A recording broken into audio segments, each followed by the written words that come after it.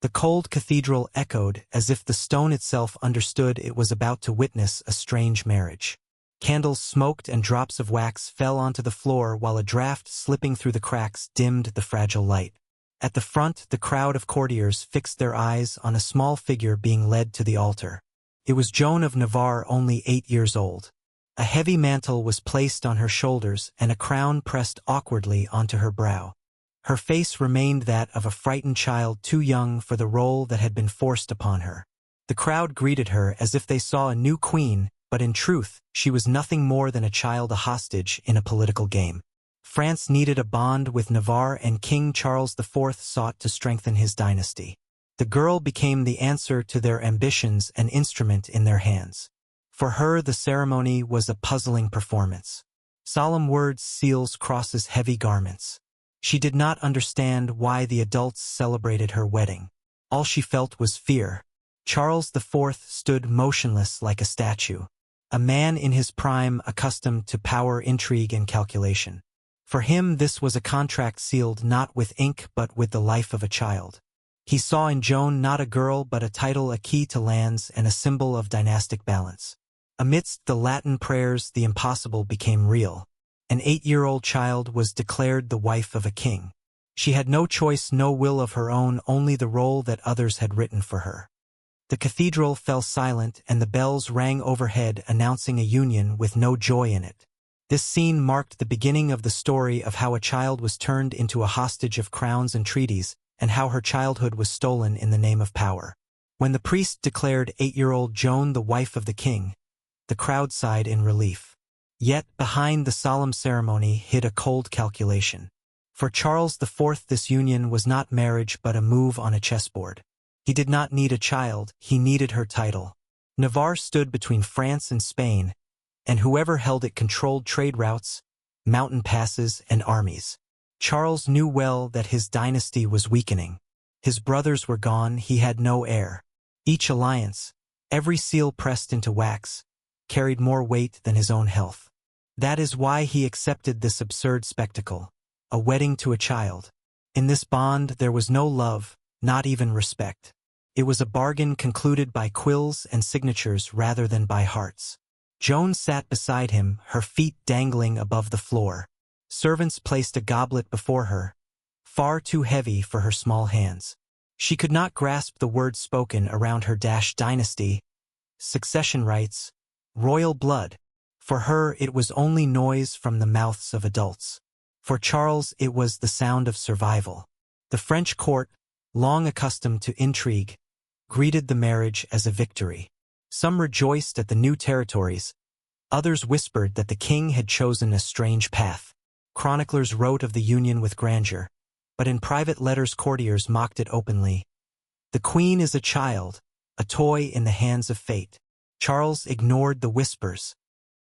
He considered himself farsighted, a ruler who looked beyond the present to the heir he hoped to secure.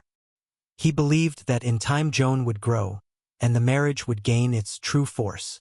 Until then, the appearance of union was enough, a symbol to anchor his throne. No one thought of the girl herself. Her childhood ended the day she crossed the cathedral's threshold. From that moment she no longer belonged to herself. Every step, every glance, every word became a fragment of diplomacy. She was a living pledge of peace. And yet, beneath the cold political surface, a crack was forming. Charles could not know that his dynasty stood at the edge of extinction. The marriage to Joan was his last attempt to hold power, but within it already echoed the coming collapse. The days after the wedding blurred into a new kind of captivity. Joan, now called queen, was placed in chambers larger than any she had known, yet she was never more alone. The walls were draped with tapestries of battles she could not name, saints she did not recognize. At meals she sat at a table far too grand for her, where men discussed borders, armies, and taxes while she toyed with bread she could barely swallow. Servants bowed and addressed her as Your Majesty, though their eyes betrayed pity. Some whispered when she passed, astonished that such a small figure carried the title of queen.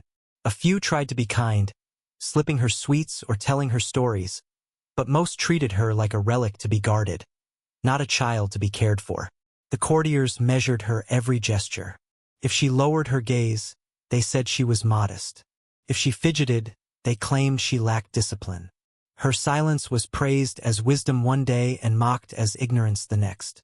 Joan quickly learned that her actions were not her own. Each smile or stumble was interpreted as a sign of France's destiny. Charles IV rarely spoke to her directly. When he did, it was with a tone reserved for ceremony, not affection.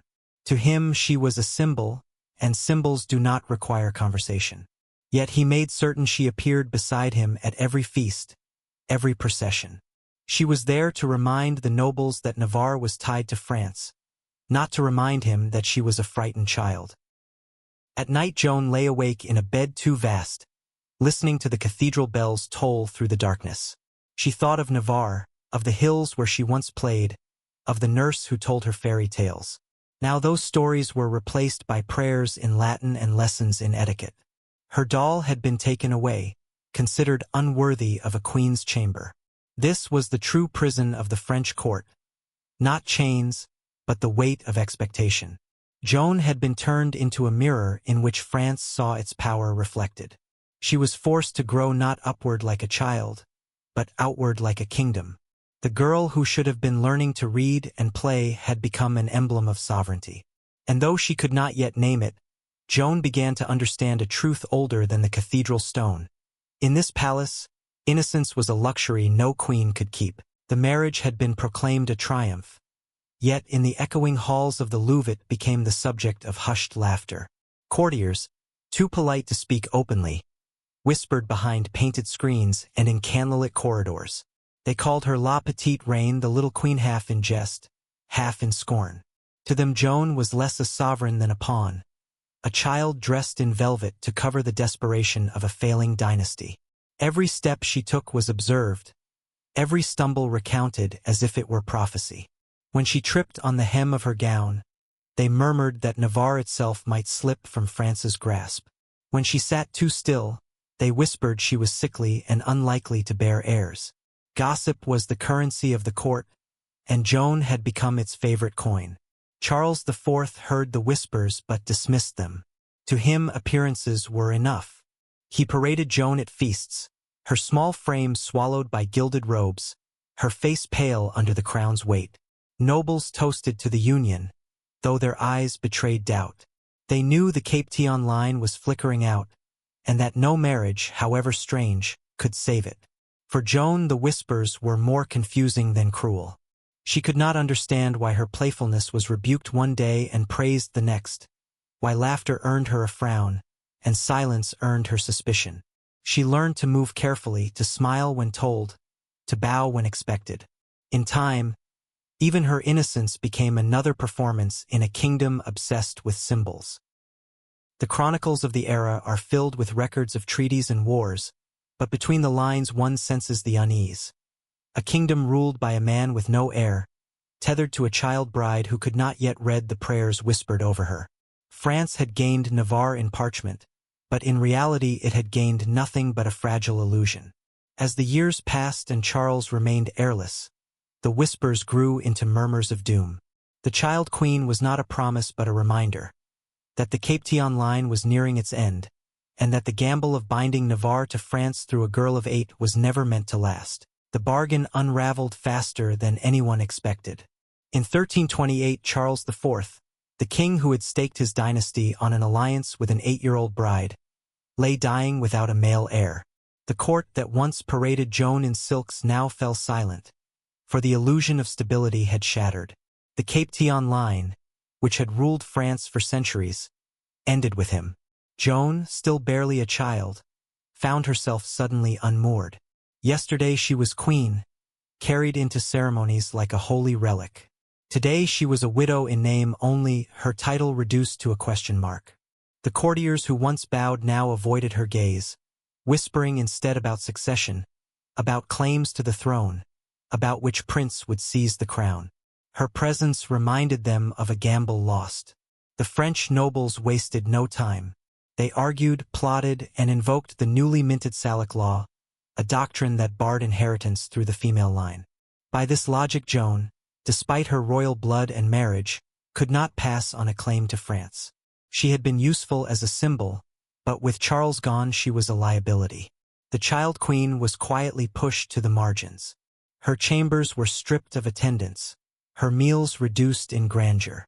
No one openly mocked her, but the absence of ceremony was its own cruelty. She was a living ghost in a palace that no longer needed her. Her name lingered only in the dry ink of legal disputes, a footnote in debates over who should rule France. For Joan, the death of Charles meant a strange kind of freedom wrapped in fear.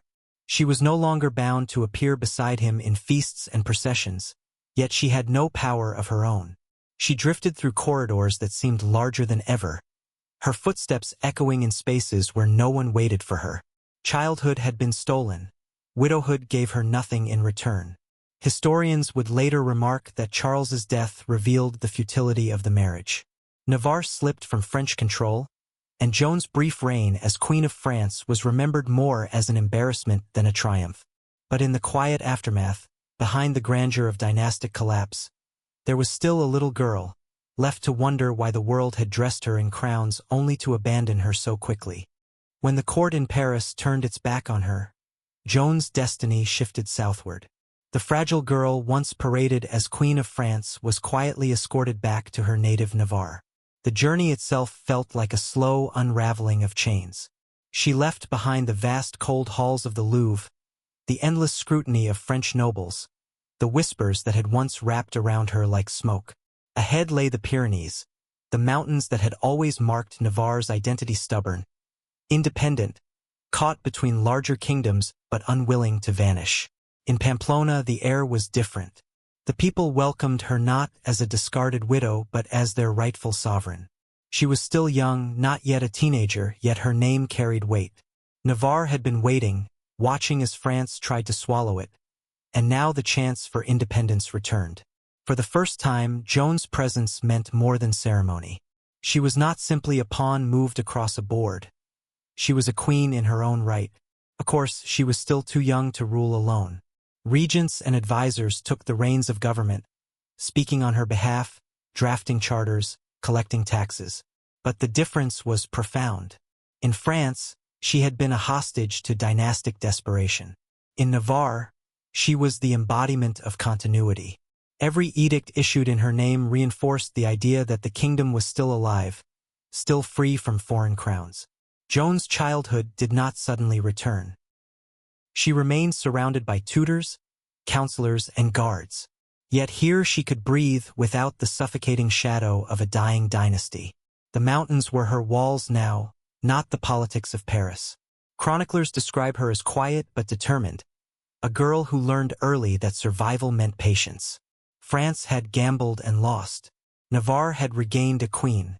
And Joan herself, though scarred by the experience of being traded as a child bride, began the slow transformation from symbol to ruler. The girl who once dangled her feet above the floor at French banquets was now the axis around which a kingdom steadied itself. Years passed, and the child who had once been led trembling to a French altar slowly grew into her role as Queen of Navarre. Joan's adolescence was nothing like those of ordinary girls. While others might have learned songs or embroidery, she was taught to read charters, to listen to advisors debate taxes and borders, to memorize the tangled family trees of Europe. Her tutors impressed on her one lesson above all. Navarre survived not by strength of arms but by cunning, patience, and the ability to outlast larger powers. At court, Joan was still surrounded by men who spoke in her name, but gradually she began to speak for herself. Chroniclers note her steady presence, her careful words, the way she listened before answering. She had learned from Paris how dangerous every gesture could be, how easily whispers could wound. That memory turned her into a ruler of restraint. She did not shout, did not posture, but her quiet decisions carried weight. The people of Navarre embraced her with a loyalty that surprised even her regents. They remembered how France had tried to absorb their kingdom through her marriage, and they saw in Joan the proof of Navarre's endurance. She was their queen not because of a foreign alliance, but because she had survived it. Processions in Pamplona no longer felt like spectacles for the amusement of courtiers, they were celebrations of identity. reminders that Navarre was neither French nor Castilian, but itself. Yet the cost of power was visible. Joan's childhood had never returned. She smiled rarely. Her portraits reveal a face more solemn than her years. The weight of a crown pressed down long before she could carry it with ease.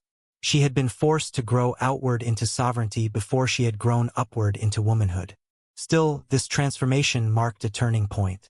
Joan of Navarre, once mocked as La Petite Reine, the little queen of France, was no longer a pawn.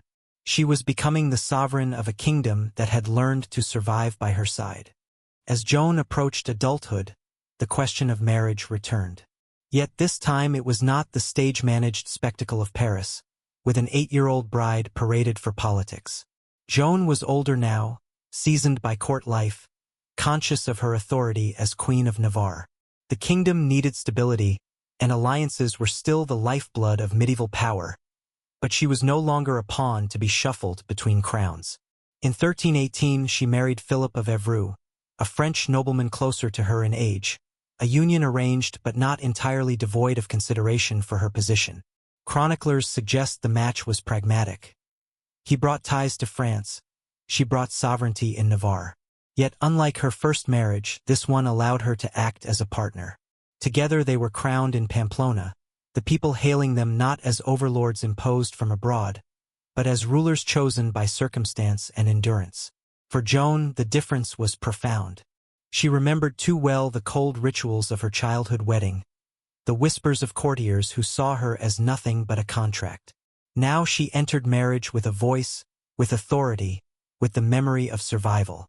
Philip may have shared her throne, but Navarre recognized her as the rightful queen. The ceremonies, though still political, carried genuine meaning. Daily governance gave her purpose. Edicts bore her seal. Disputes were settled in her name. While Philip handled military matters, Joan guarded the continuity of Navarre's traditions. Her people did not forget that she had once been offered up as a child hostage and had returned to them as sovereign. This bond of loyalty made her more than a figurehead. It made her a symbol of resilience. Yet shadows lingered. She could never reclaim the innocence lost in Paris. Every wedding bell in Europe must have reminded her of her own stolen childhood. But in Navarre she reshaped that memory into strength. By marrying on her own terms, or at least on terms far closer to fairness, Joan transformed from a little queen mocked in whispers into a monarch who commanded respect. As queen, Joan did not rule alone, but her hand was evident in the life of Navarre. With Philip of Evreux beside her, governance became a partnership, though one in which her voice was always distinct. He commanded armies and dealt with France, yet she held the memory of what Navarre had endured, and her people trusted her. It was Joan's presence that gave legitimacy to their joint reign. Without her, Philip would have been only another French noble. With her, he was a king by right. The court in Pamplona grew more active than ever. Edicts were proclaimed in both their names, charters sealed with their authority. Joan oversaw legal disputes and the administration of land. She was known for patience in judgment and for a willingness to hear petitions from commoners as well as nobles. Chroniclers noted her steady composure. Never quick to anger, never careless with her words. It was as if her childhood trauma had taught her to treat speech as a blade sharp when needed, dangerous if misused.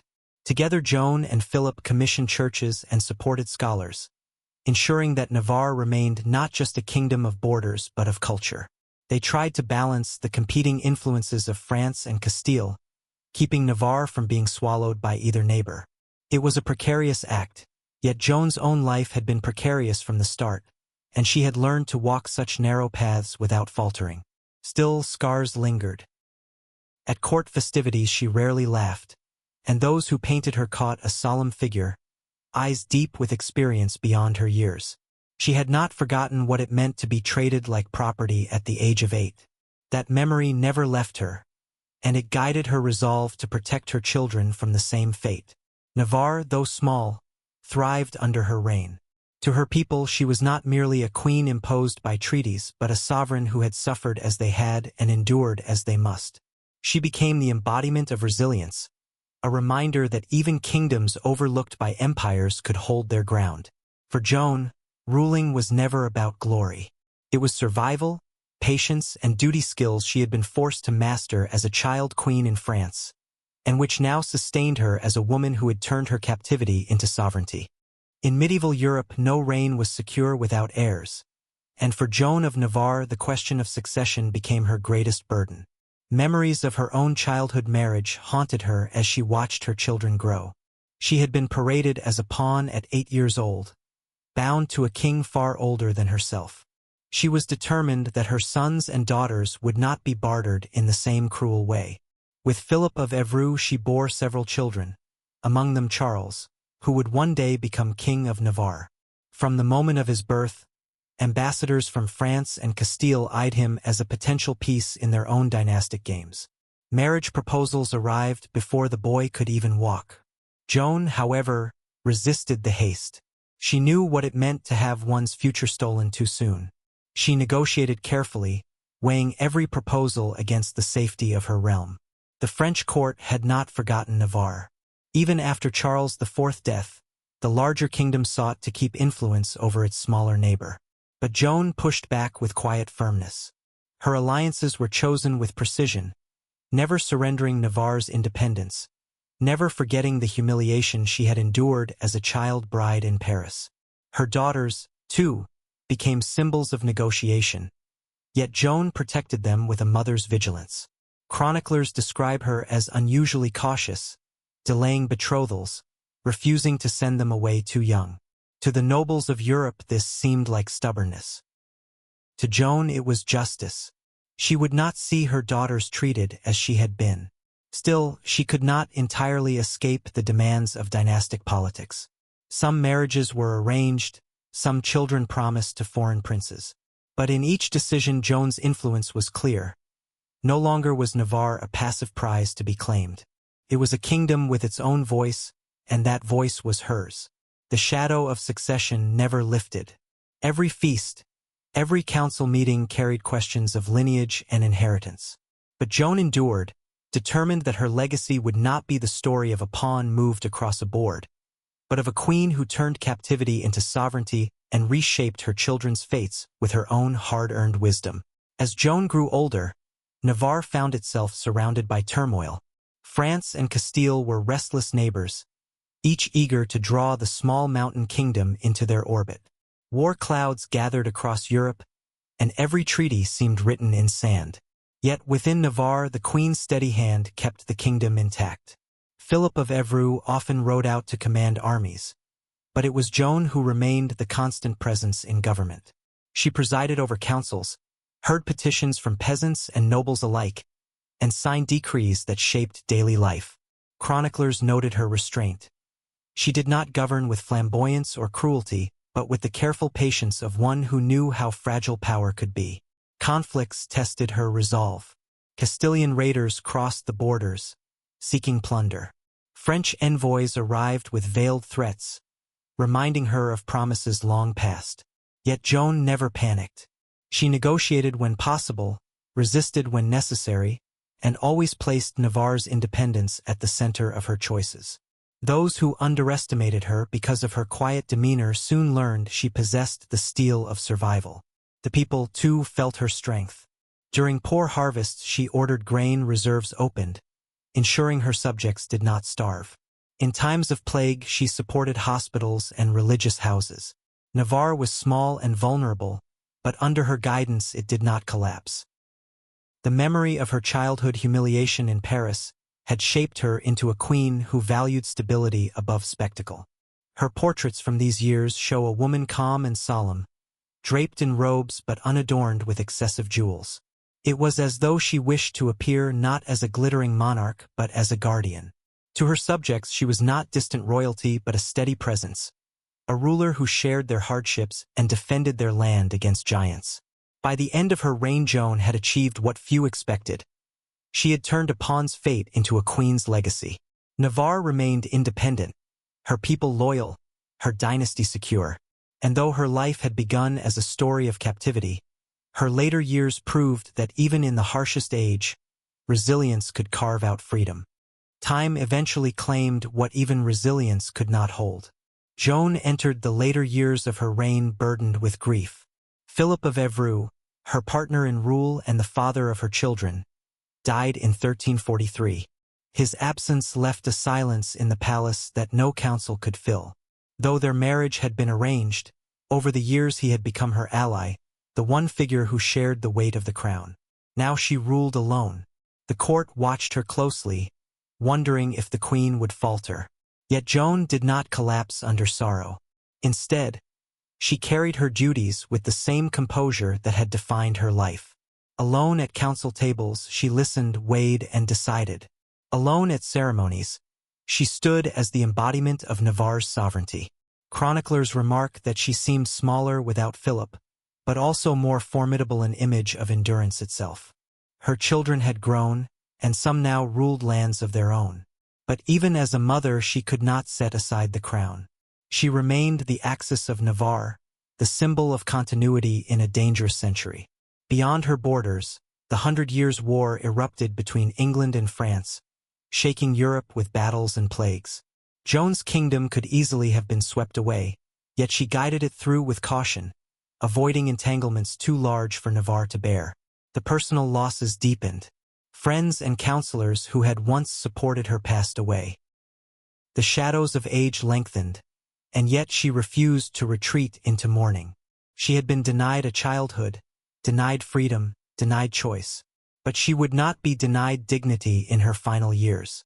In these twilight days, Joan became less a monarch of action and more a figure of memory. To her people she represented survival itself, the child bride who had once been mocked in France, the widow who had returned, the queen who endured. Her presence reminded Navarre that it had withstood storms greater than itself. By the mid-1340s, Joan of Navarre was no longer just a ruler. She was a living testament that crowns could be imposed, treaties could be broken, but sovereignty could still endure in the heart of a mountain kingdom. By the spring of 1349, Joan of Navarre felt the weight of years more than the weight of her crown. She had ruled through famine, war, and the endless pressure of neighbors far stronger than her own kingdom. Yet her greatest battles had been fought within. The ghosts of a stolen childhood, the memory of being paraded in Paris as a bride at 8 years old, the endless need to prove that she was more than a pawn. Illness came quietly, as it often did in the Middle Ages. Physicians prescribed prayers and herbs, while priests gathered with relics and whispered blessings. Joan received them with composure. She had lived her entire life under the shadow of ritual and ceremony, but in these final days she sought something simpler: peace. Her children stood at her bedside, and in them she saw the continuation of all she had fought for. Navarre would not vanish. When she died in October 1349, the bells of Pamplona tolled not in mockery but in mourning. The people remembered the little girl once sent away as a hostage, and they honored the queen who had returned to lead them. Chroniclers recorded that she was buried beside her husband Philip, the partner with whom she had built a stable realm. Her passing marked the end of an era. Europe was collapsing into the horrors of the Black Death. Kingdoms were tearing themselves apart in the 100 Years' War, and yet Navarre, small, mountainous, overlooked, stood intact, its sovereignty preserved in large part because of Joan's endurance. In death, she became more than history's curiosity. She became a symbol of resilience. The child bride who had once been used as a bargaining chip by France had grown into a monarch who secured her kingdom's survival. She had turned humiliation into dignity, captivity into sovereignty. The courtiers in Paris had called her La Petite Reine. To Navarre, she would always be remembered as the queen who grew from captivity into power, and who carried her people through storms greater than herself. The story of Joan of Navarre did not end with her burial. For centuries, historians and poets looked back at her life, weighing what it meant that a child had once been crowned Queen of France and later ruled a kingdom of her own. To the French chroniclers, she was often just a footnote, the young bride of Charles IV, remembered more for the failure of his dynasty than for anything she accomplished. But in Navarre, her memory endured with far greater strength. Her people saw in her life a parable of survival. Navarre had always been caught between larger powers: France, Castile, Aragon, kingdoms that sought to claim it, absorb it, erase it. Joan's fate at 8 years old could have been the fate of her homeland. swallowed by stronger crowns. Yet, like her, Navarre endured. She had returned from Paris not as a discarded child, but as a sovereign who defended her people's independence. Her legacy also shines as a cautionary tale about medieval politics. Children were treated as currency, their lives exchanged for peace or titles. Joan embodied the cruelty of that system, but also its rare reversal. She was not destroyed by it. Instead, she transformed from pawn into monarch, from symbol into ruler. That transformation came at the cost of her childhood, but it gave Navarre decades of stability. Modern historians often describe her reign as quiet compared to the dramas of France or England. Yet quiet can be powerful. While empires burned in war, Navarre remained intact. That was Joan's achievement. Not glorious conquest, but patient survival. Her life reminds us that behind every treaty there were human beings, often children, forced into roles they never chose. Joan of Navarre stands as both victim and victor, a girl whose innocence was stolen, yet who grew into a queen whose resilience preserved a kingdom. And so the 8-year-old bride who once trembled in a Parisian cathedral lives on in history as something more. A symbol of endurance in a world where crowns too often devoured those too young to wear them.